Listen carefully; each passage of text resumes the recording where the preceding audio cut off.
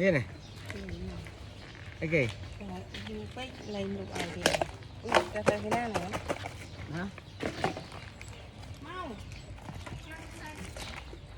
Cái bóng này. À đây. Đây. Đây ra cả. Cái từ đây chai này.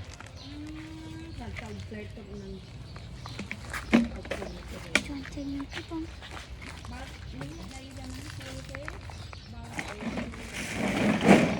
Bạc sóng này. Bớt này, bớt này. Bạc sóng Lutra ra miên bay xanh, buôn xanh. Rồi nó bay buôn xanh. Rồi là xanh, tinh chết xanh bàn không?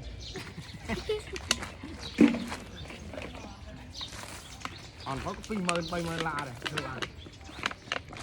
Pu, bớt xăng. Pu bớt xăng. Bông này.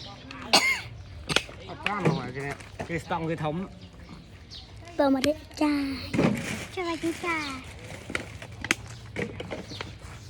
Nhom bao nhiêu chơi, bao nhiêu tinh chân sắp muốn lụa này. Đây, bao nhiêu tinh chân sắp muốn lụa này. Cái tinh bài làm.